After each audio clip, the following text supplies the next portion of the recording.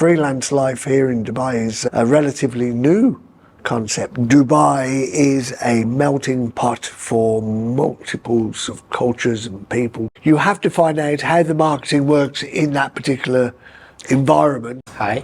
Hi, how you doing, Edward? Good. Thank you for coming. Oh, you're welcome. This is my first English interview. My first question, how you can describe yourself in 30 seconds?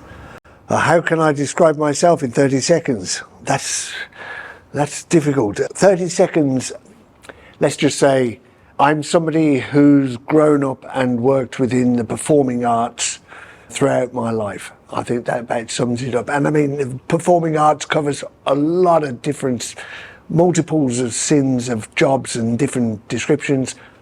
I've pretty much dabbled in most of them throughout my life. My channel is about how to work as a freelancer, how to live in different countries. It's about the money a bit. And how long do you live in Emirates, in Dubai? Well, I've been in Dubai since 2002, so it's 21 years now. Wow. I've been here in Dubai. I guess you almost forgot about your past life. Well, not entirely, but is that suggesting because I'm so old that I might have forgotten? No, I've got a big past life. So before actually coming to Dubai, yes, as I said, I'd touched a lot of the different facets of the performing arts. Right from when I was a child, the lure of the theatre, if you like, you know, the stage, the lights, any part of it was an attraction to me, you know, even the technical side of the theatre and all of that, I absolutely adored it.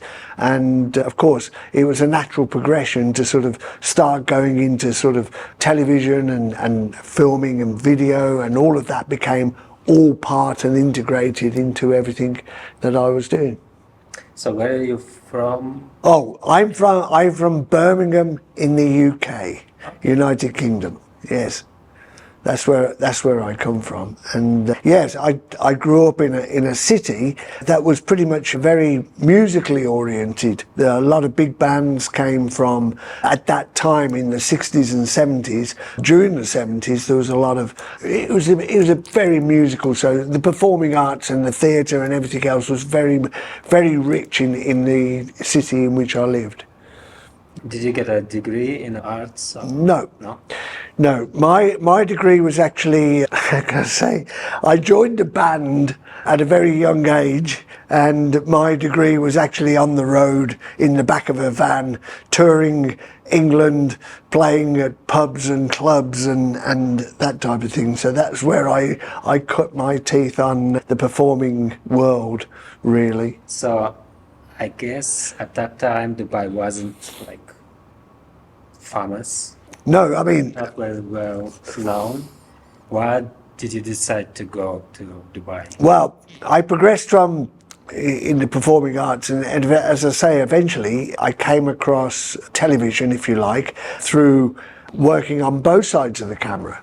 I'd started dabbling with editing for large video walls and for displays in part of the entertainment industry when video walls were new and different things. And one thing or another led to working also within the acting fraternity of the BBC drama units and things like this.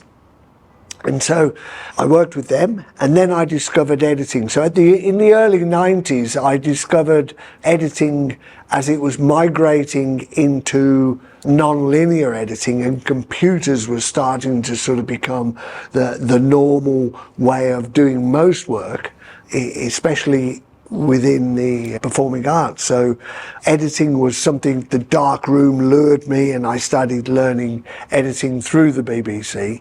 And I discovered freelance work of editing on news channels and different things around London. And I came across a company called NBC. And NBC TV were based in Battersea at the time, and this was a company that had come about around about 1991, and I joined them in 1996. And they were just becoming 5. and I joined them there. And of course, in 2002, they decided to migrate to Dubai.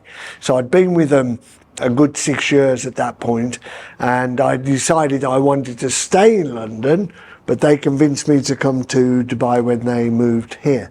And so I moved with them, and we were a single channel at that time. And I was part of the whole growth of NBC to what it is today as the 17 channels that it is, and of course all the other facets of what NBC Group has become. You know, so that was my reasoning for coming to Dubai. Are you still in NBC? No, I left NBC 5 years ago, and because I mean. You going back to the original question, how would I describe myself? I'm a creative person, and working in the performing arts, I like to get my hands dirty. So whether I'm editing, whether I'm working with lighting, whether I'm in front of the camera or behind the camera, with a microphone, whatever it is I like to be in the creative development of, or the process of making something. And so with NBC, I was being pushed more and more into a managerial status, if you like, and whereas I was told I had adapted to it fairly well, it wasn't really me. It's not where my heart is. I'm a creative person, and it took a bit of a stretch for me to be able to break the chains of the corporate life and the comfortable life to which I'd become accustomed, and to break free from that and to go back to, so maybe financially I'm poorer these days, but I'm certainly a lot richer and happier in what I do, that's for sure. And I guess Dubai was different in 2010. Absolutely, Dubai was growing. There was no real freelance life here in Dubai. Freelance life here in Dubai is a relatively new concept. Well, I say relatively. I mean, everything in Dubai is relatively new. Let's be honest. So in 2002, when we first came here, Media City, as it were, as it is, was only just a few buildings. And the buildings that NBC and CNN and all these guys, that was relatively new, the lake. It was just them three buildings. There was a couple of buildings across the way. Internet City was just a couple of buildings, and everything was still growing. And it is quite phenomenal to see how literally it's risen out of the desert, out of the sands. It's absolutely phenomenal. You sometimes have to pinch yourself when you're driving down the Sheikh Zayed Road and look at all the large buildings either side of you. When you see JBR and JLT the other side, and you look at these buildings and you go, my God, this is like, you know, it's only 15, 20, you know, years old, if that, you know. It's like not been here that long, you know. But it seems like it's been here forever. So basically 5 years ago, you became a freelancer. Yes, I went back to my roots. I was a freelancer before, and mostly in the UK. But this was the first time I was a freelancer here in Dubai. That's what I want to hear from you. Like, what's your first step when you left NBC? What did you do? This is the thing. So leaving the corporate environment, you soon discover that you are actually within a bubble. And it doesn't matter how many people you think you know and all the things that you believe you know and the arrogance and everything else that comes with that.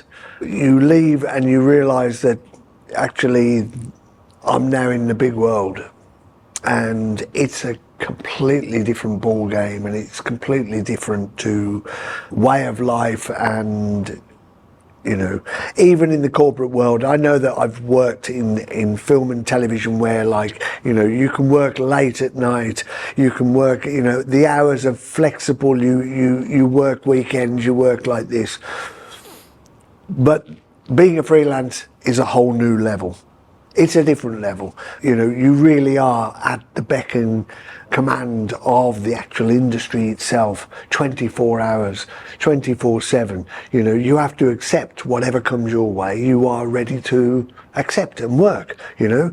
I start tonight at 10 p.m. and I'll finish tomorrow morning at 6 o'clock. And then I might start again at midday or whatever. That is the nature of our industry.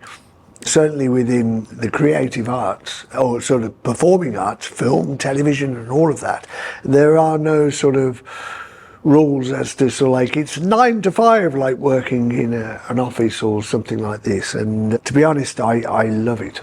Because it's the irregularities, you can't predict what's going to happen next. And of course, you must be prepared financially. I was a lot better off because you have that regular salary coming through the door. You have this, and now when you're freelance, you can have good months, you can have bad months, and things are not, you know, it becomes a roller coaster, you know, you're on this riding waves and you know, but I don't know, I just feel like I'm alive, you know, I'm alive again, you know, whereas before it was, you know, you get sucked into this machine and you realise that you are a part of a machine that sort of, you know, kills you off. I never worked in my life except 3 weeks in Brooklyn restaurant as a dishwasher when I moved to New York.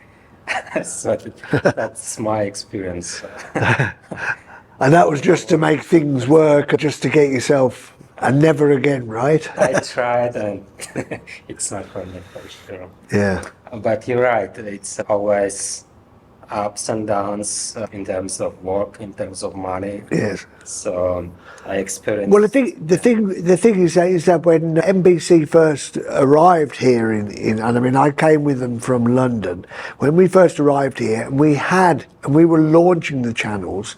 The position in which I found myself was I was building a department for post-production people because, as I say, I was an editor, and so we were bringing in audio expertise. So I was constantly learning new things as well. So that's why I got stuck into that, because I was not only learning, I was building something, and we tended to have a degree of creative freedom as well. And there was this, you know, but as things grow, of course, it becomes constrained, and that creative freedom does tend to sort of like get a little bit sort of, you know, you have to start towing certain sort of lines because it's outside of the brand and all of these type of things. And, you know,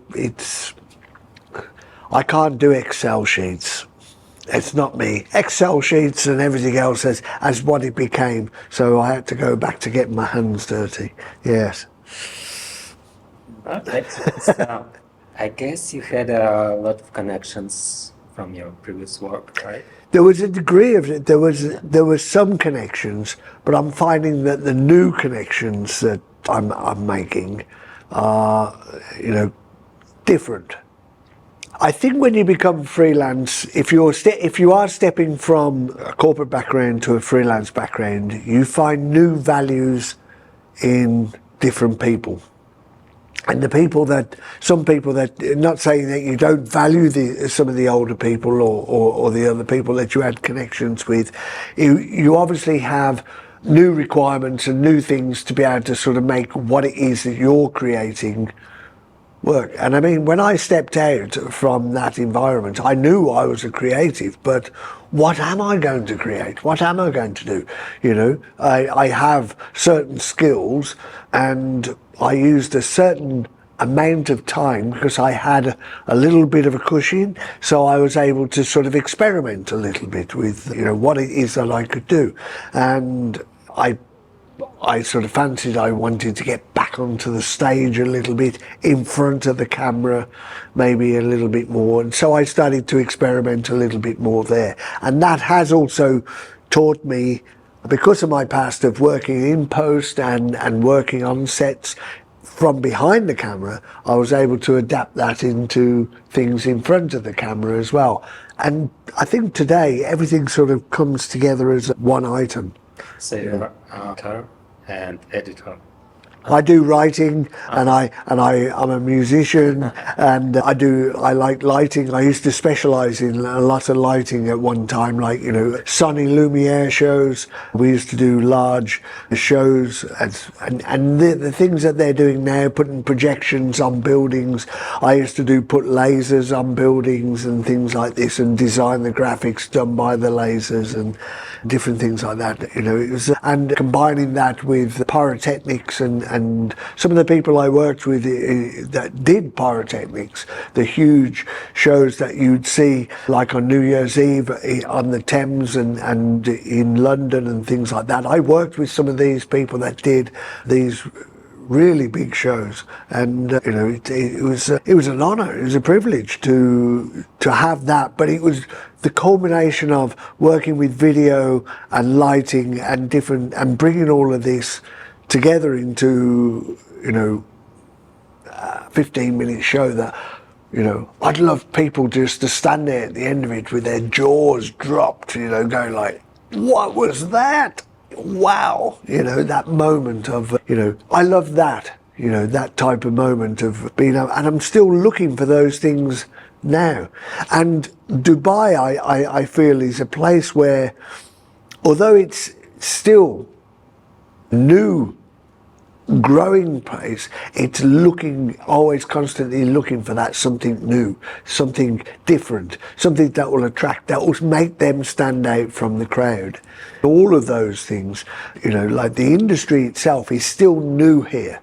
And so for anybody sort of starting out, I think it'd be quite daunting, really, because, you know, in an established market, it's a little easier to find that work, whereas in a new market, you have to be somebody that stands out from the crowd, be able to come with something different, something new, something that, because that's what Dubai demands, you know. In terms of income or your time, which part of your work? Well, I mean, you have to put the lights on, and you have to put the food in the fridge, and you have to pay the rent, right? So yes, I mean, I go back to editing mostly. I'll do a lot more editing in that way. I think it's a combination of editing and acting. There's a lot of commercial work here. I don't do that much, but like, it still, you know, adds to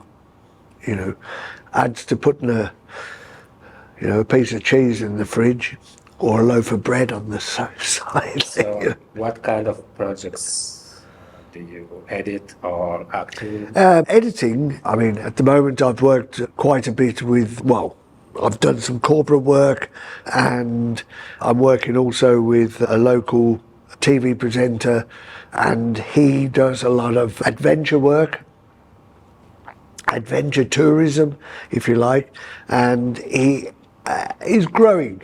And so with the distribution that he has, which is across the airlines and Amazon Prime and various other over-the-top sort of distributor platforms, we're growing the product exponentially, if you like. It's gone from a 15-minute sort of short programming that was on Emirates Airlines, well, it still is, and Etihad, British Airlines, and quite a few, 10 airlines altogether, and Amazon Prime. It's gone from that to being a 40-minute program, and now we're just embarking on a full feature-length documentary of an adventure he's about to take part in this year. So I'd imagine that's going to take up a good portion of my time, you know, at least 3 to 4 months editing, at least 4 months on editing that, you know, and I'll head the post-production team as well, because we'll have assistant editors and obviously audio and various people working on that. You know, so this is kind of your client who work with you a long period of time. Yeah, I mean, this is like a project which is sort of, you know, something that sits in the background, and while I run out and run in front of the camera every now and then, so I do a couple of those projects. Yeah. Yeah, it's a little bit different from me, because I have a lot of clients with short projects. Short projects, so yeah. 10, 20 per month, and it's always new. Well, the thing is, I have a few of those, And recently I've started to, it's something I want to do, say more in the future as I get older. Obviously I'm not so fit as I used to be, and so doing audiobooks is probably something that I would gravitate towards, if you like. And recently somebody has asked me to read some storybooks, bedtime stories for children. And so I've recently done one which was a shortened version of The Jungle Book by Rudyard Kipling. Everybody knows the story of The Jungle Book. And so we're looking at books and stories that are over 100 years old, and I'm having fun with that. And it's all about, you know, enjoying the work. I think if you enjoy what you do in that capacity, then it actually comes across on the microphone, on the camera, on the stage, in the music. If you actually enjoy it, it actually comes out in the art of what you're doing. And you can do more. That time becomes irrelevant, you know, when you're actually when you're actually enjoy doing what you're doing. Yeah, for sure. So I want to talk about the industry, since you know it. I think you know it's well.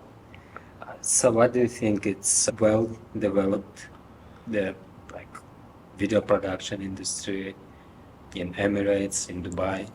Well, I mean, it's new. It's developed, and I think it is continuing to develop and grow. There's many different facets, obviously, to the industry of video creation and content creation and everything else. It's a growing industry. The history in, for example, like in the Arabian world, and so that's, I think, was the starting, the catalyst that actually grew the first filming and everything else that took place in the Arabian world, if you like, was in Egypt, and that's where it grew. There's very much a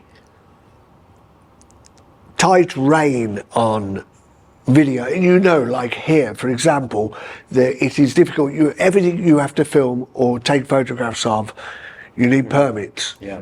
And it's also even stricter maybe in Saudi, but it's starting to become more open, and they recognise that. And I think that's just, it's not right. It's not a case of right or wrong. It's down to the cultures and the way that it has evolved and developed over the years. You know, it's down to also, I'm not saying that it's wrong about the religion and things like that, but certain things within the religion and culture sort of dictate certain things of the way. And I mean, the history with like the Arabian Peninsula and world, their culture has been more about storytelling. They've got the most incredible storytelling, and you know, because of their nomadic type of lifestyle and everything else, the storytelling around fires, the Bedouin campsite and so on was very much into poetry.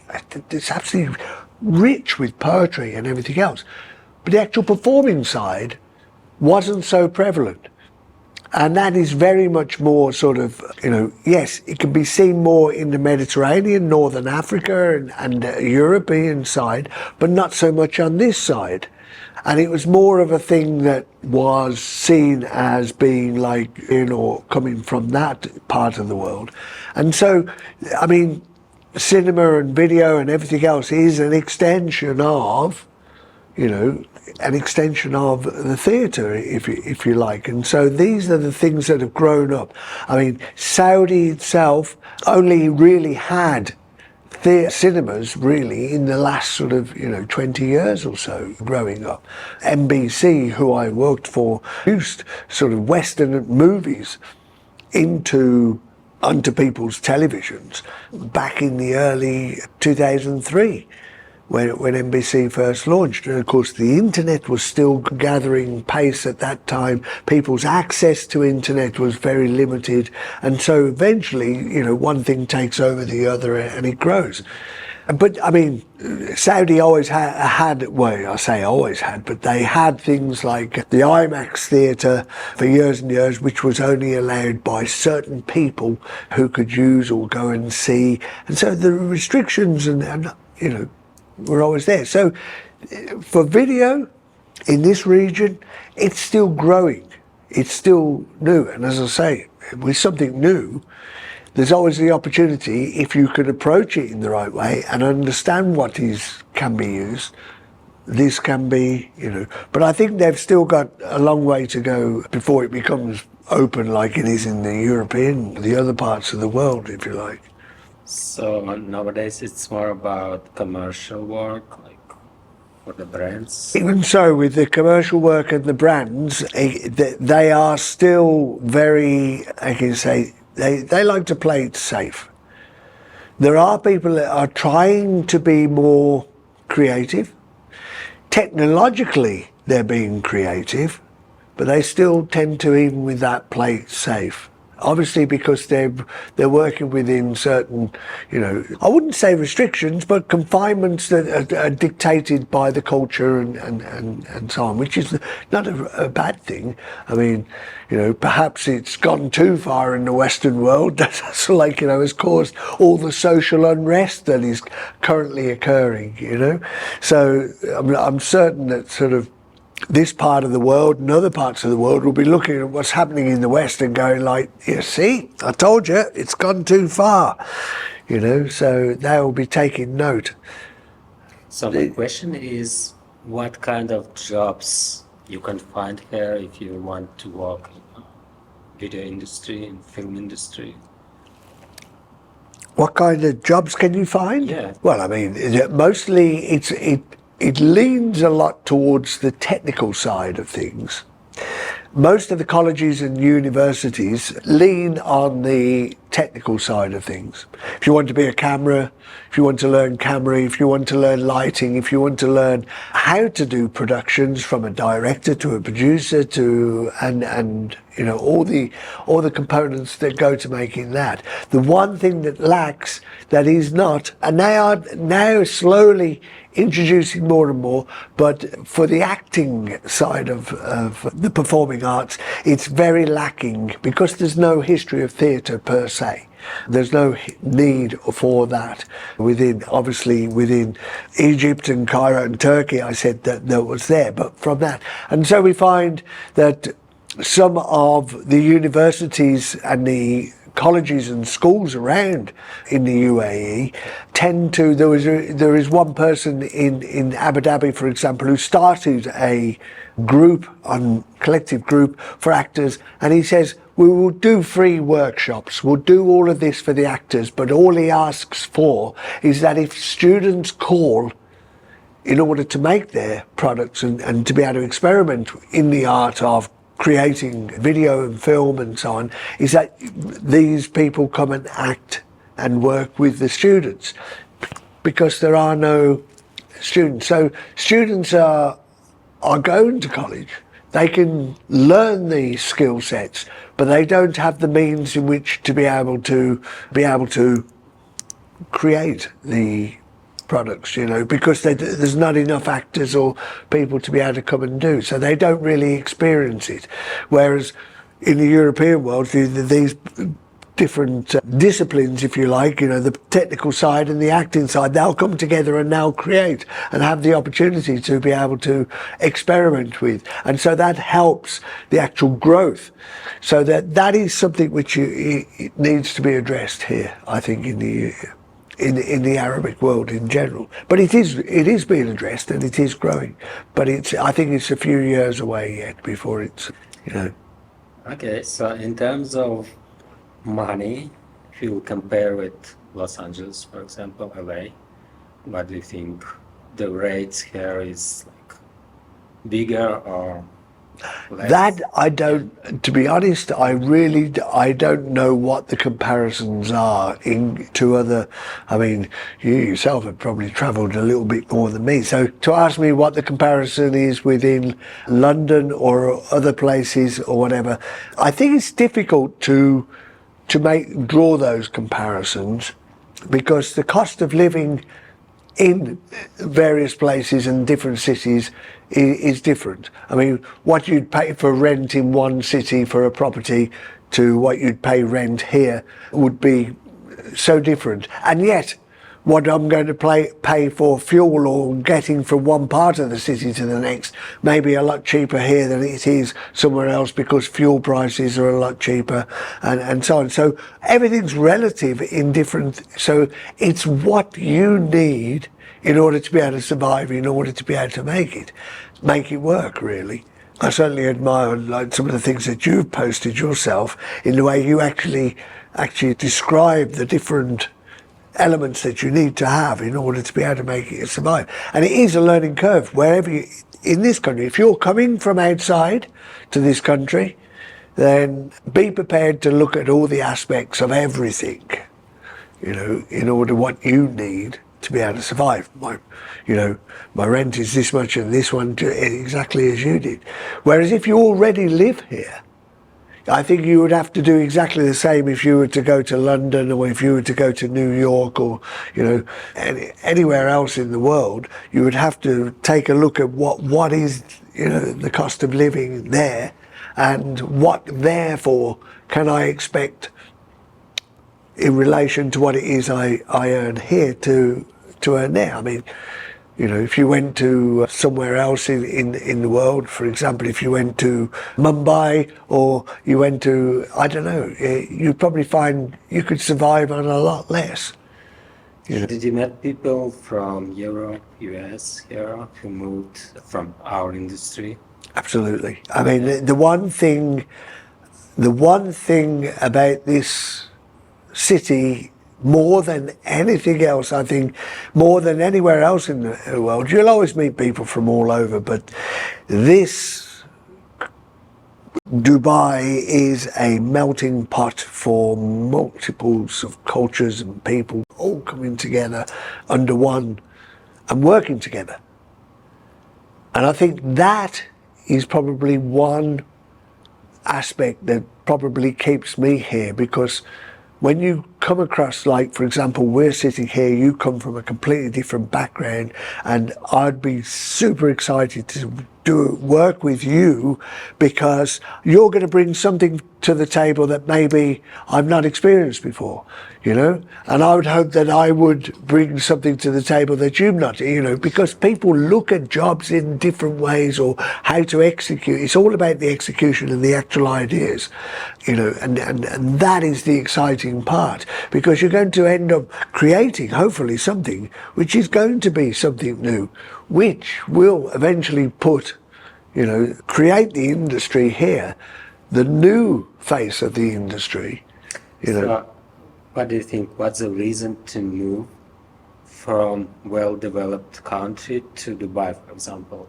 For the opportunity to work with multiple different people. Because I used to live in New York for 3 years, and honestly, if I will have choice to choose between New York and Dubai, I would say I will choose New York. Yeah, of course. So, what do you think? Why people move from Europe, from US to? I mean, New York is well developed, and it has got a lot of multicultural people there as well, of course. But I think people become Americanized. I don't know, but I mean, you could probably say better than I can. But I believe that people become Americanized and see from that perspective you can become. Here, it seems to be very open. There's no push in any particular direction. You're not being asked to sort of like look at things from an Arabic perspective. You know, we sit round a table to get creative about something. We have the freedom to be creative from every culture or whatever that we've come from. You can be influenced by certain environments that you're in. Here, I believe, is more of a blank canvas than anywhere. You know, I feel it, I sense it, and when I sit with a lot of people. If I was in New York, I love New York. It's a fantastic city. But it has its own vibe. You know, you can go to Rome, it has its own vibe. I love Florence, it has its vibe. You know, the art of vibe there. Paris has its thing, London has its vibe. Everywhere you go, the city has its own sort of sense of vibe. And of course, that's going to influence how you behave and how you work and everything else. Here is still, not because it's not, I'm not saying it doesn't have its vibe, it has a vibe, but it's still new. And that is what I love about it, because it's, you know, it still has this freshness about it that people can still come together and create something completely different, new, something that hasn't been done before. And what do you think about the level of competition here? Maybe it can be different in acting or editing field. There is competition. Yeah. But competition to me is something which is relative, wherever you are. You only see the competition if you know, competition is, how can I put it? Yes, people are competitive because you only have so many slices of the pie, and more people coming for the slice of the pie. Don't look at it from the slice of the pie. Look at it from a point of view of, like, you know, I'm here, I'm going to go and take the whole pie. I don't know. It's you've got to sort of try and stand alone and not look at it from that perspective. That's the only way I can, you know, competition is, I see what I'm doing. I don't see, of course you have to look at what the competition is doing and seeing what other people are doing, but I tend to sort of more, you know, how can I improve myself? Is there somebody doing something similar? Yes, maybe, but I'm always looking to sort of see what I can do. Because, I mean, I'm getting to an age now where I like to also pass on what it is that I've learned to the younger generations, if I can. For me, a big part of my work is to find a new clients. Is it true for you? It's coming naturally. How much? Well, you've come here fresh. Yeah. So finding new clients and what you've managed to do from, you know, somehow you managed to do that. Okay, do you still struggle with finding clients? I feel I still need to work on it, because if I will stop, Oh, of I course, think it's like in a couple months I have much less work. of course. Yeah. That's always the case. You have to keep, you know, but is it such a struggle now as it was before? Or have you found a direction how you can It's keep getting that? easier. It's getting easier, Yeah. for sure. And I think that's just, it becomes a daily part of what it is that you do, that you keep marketing yourself, you keep putting it, and you have to find out how the marketing works in that particular environment in which you find yourself. Each city, I would imagine, has its own method or way of being able to say, hello, I'm here, you know? So there's different ways of being able to, you know, and certainly here, I mean, for example, in Instagram here is seems to be more effective than it is in London or Europe, whereas they're still using sort of Facebook, and they use a lot of Twitter and other sort of like social media methods there more than they do here. And so, you know, marketing yourself in order to let people and find new clients, you just have to find the methods that actually work within the environment that you are. And you've certainly done extremely well on that front. You've you know, from arriving to sort of like, you know, all of a sudden, who's this guy? Where's he come from? And you know, and you've done exceptionally well there. So, you know, I think you can tell your audience better than I can. Last year, a lot of people came from past Soviet Union, from Russia, from Ukraine. Do you feel it? Oh yes, I mean, you sense it not by so much as seeing the people, but hearing it. And so when you go somewhere, you hear a lot of Russian language being spoken, and and that from a competitive point of view, or if that's what you meant, do you feel it in that sort of sense? From a competitive point of view, I can't say that it's really affected me. Not in my fields. It hasn't really affected me. I mean, the markets are constantly evolving and changing here. So, if you have if you have an ethnic group of people that come in en masse, then obviously these people can actually work and feed each other in their own sort of like world, if you like, and probably encroach a little bit on the outside. But from my side, no, I didn't feel that really in any way. I can say a lot of Russian-speaking people don't speak English or don't speak English well, so they work mostly with Russian-speaking.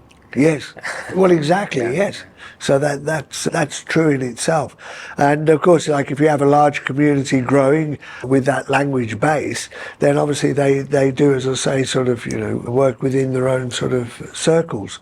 Certainly, that has been very obvious within the real estate here as well.